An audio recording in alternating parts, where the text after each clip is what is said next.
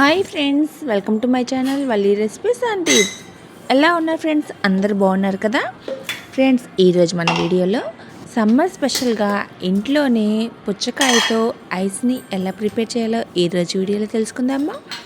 మరి ఇంకెందుకు ఆలస్యం, వెంటనే లేట్ చేయకుండా ఈ వీడియోకి ఒక లైక్ ఇచ్చి ఈ వీడియోని పూర్తిగా చూసేయండి. మరి మనం పుచ్చకాయ ఐస్ కోసం ముందుగా పుచ్చకాయ ముక్కల్ని ఇత్తనాలు అనేది తీసేసి పుచ్చకాయ ముక్కలు ఒక మిక్సీ జార్లు వేసి అందులో 2 స్పూన్లు షుగర్ కూడా వేసేసి మెత్తగా జ్యూస్ లాగా మిక్సీ పట్టేసి మనం మిక్సీ పట్టుకున్న పుచ్చకాయ జ్యూస్ని ఒక స్ట్రైనర్లో వేసి చక్కగా వడకట్టేసుకోవాలి. ఇలా వడకట్టుకోవడం వలన మనకి ఏదన్నా కొంచెం పుచ్చకాయ ముక్కలుగా ఏదన్నా కొంచెం పలుకున్నా లేదా ఇందులో ఏదైనా గింజలు వచ్చినా ఇలా మొత్తం నీట్గా స్ట్రైన్ చేసేసుకోవాలి. ఇలా మొత్తం చక్కగా వడకట్టుకున్న తర్వాత మనం ఇప్పుడు ఐస్ ప్రిపేర్ చేసుకోవడానికి మీ దగ్గర అందరి దగ్గర ఐస్ ప్రిపేర్ చేసుకునే కప్స్ ఉండవు కదా. మరి అలా లేనప్పుడు కూడా ఇలా మనకి టీ కప్స్, ఐస్ కప్స్ ఉంటాయి కదా. ఇలా ఐస్ క్రీమ్ పెట్టుకునే కప్స్లో మనం ఈ ప్రిపేర్ చేసుకున్న ఈ జ్యూస్ని వేసేసుకోవాలి. సేమ్ ఇవే కప్స్ యూజ్ చేయాలనేం లేదు. టీ తాగే కప్పులు కానీ ఇలా ఐస్ క్రీమ్ కప్పులు కానీ డిస్పోజల్ కప్స్ ఉంటాయి కదా, ఏమైనా సరే యూస్ చేయొచ్చు. చిన్నవి, పెద్దవి, లావు, సన్నం అనేది మీ ఇష్టం. మీ దగ్గర ఏ ఉంటే అవి యూస్ చేయొచ్చు. ఇలా కప్పులో వేసుకున్న తర్వాత పైన ఒక కవర్తో అంటే మనం స్టిక్ పెట్టుకోవాలి కదా, స్టిక్ పెట్టుకోవడానికి పైన ఒక కవర్ వేసి ఆ కవర్కి ఒక చిన్న హోల్ పెట్టుకుందాము. ఫ్రెండ్స్, ఈ వీడియో కనుక ఇంకా మీరు లైక్ ఇవ్వడం కనుక మర్చిపోయినట్లయితే ప్లీజ్ ఒక లైక్ ఇచ్చి మీ ఫ్రెండ్స్కి షేర్ చేసి మన ఛానల్ని కనుక ఇంకా ఎవరైనా కొత్తగా చూస్తున్నారో సబ్స్క్రైబ్ చేయకుండా అయితే ఇంకెందుకు ఆలస్యం చేయకుండా వెంటనే సబ్స్క్రైబ్ చేసి పక్కనే ఉన్న బెల్ ఐకాన్ క్లిక్ చేసి ఆల్ అని క్లిక్ చేయండి. మీరు ఆల్ అని క్లిక్ చేస్తేనే కదా నేను ఏ వీడియో పెట్టినా కూడా ఆ వీడియో యొక్క నోటిఫికేషన్ వెంటనే మీ వరకు వస్తుంది. కాబట్టి ఇంకా లేట్ చేయకుండా వెంటనే సబ్స్క్రైబ్ చేసి బెల్ ఐకాన్ క్లిక్ చేసి ఆల్ అని క్లిక్ చేయండి. మనకి ఇలా ఒకవేళ కవరు పక్కకు అటు ఇటు పోతుంది అనుకుంటే ఇలా ఒక రబ్బర్ వేసుకోవచ్చు. లేదా ఆ ఫెవిక్విక్ ఉంటుంది కదా, ఆ ఫెవిక్విక్ని సైడ్న కవర్కి అంటించేసుకోవచ్చు. కవర్కి డిస్పోజల్ కప్ ఉంది కదా, ఈ రెండింటికి కలిపేసి అంటించుకోవచ్చు. లేదా ఇలా ఒక రబ్బర్ వేసుకోవచ్చు. ఇలా వేసేసుకొని పైన మధ్యలో ఒక హోల్ పెట్టేసుకొని అందులో స్టిక్ పెట్టుకోవాలి.